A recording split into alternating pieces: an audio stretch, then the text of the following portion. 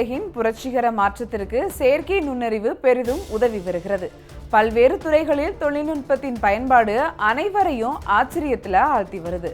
அதே சமயம் இன்னும் சில ஆண்டுகள்ல ஏஐ தொழில்நுட்பத்தை பயன்படுத்தினால் பலருடைய வேலை பறிபோகும் என்ற எச்சரிக்கையும் அவ்வப்போது உலா வந்துட்டு தான் இருக்கு.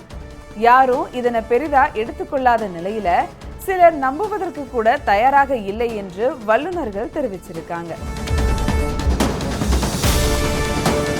இந்த நிலையில சாத்தியமான பல வேலைகளை மிக எளிதில் செய்து முடிக்கிறது.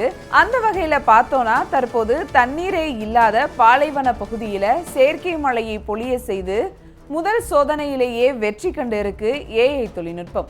ஒரு காலத்துல ராஜஸ்தான் மாநிலத்தின் ராம்நகர் பகுதியில பொதுமக்களின் குடிநீர் தேவையை பூர்த்தி செய்யும் ஒரு பெரிய ஏரி உருவாக்கப்பட்டது. மேலும் ஏரியில தண்ணீர் தேக்கி வைக்க அணையும் கட்டப்பட்டது.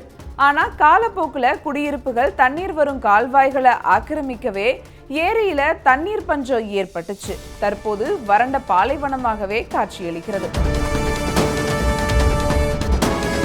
இந்த நிலையில தான் இந்த பகுதியை மீண்டும் தண்ணீரில் நிரப்ப மாநில அரசு ஏஐ உதவிய நாடியிருக்கு.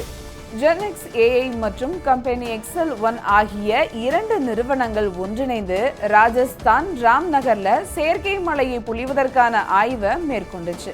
அதன்படி கடந்த செப்டம்பர் 1, 5, 6 மற்றும் 7 ஆகிய 4 தேதிகளை சோதனை முயற்சி மேற்கொண்டுச்சு.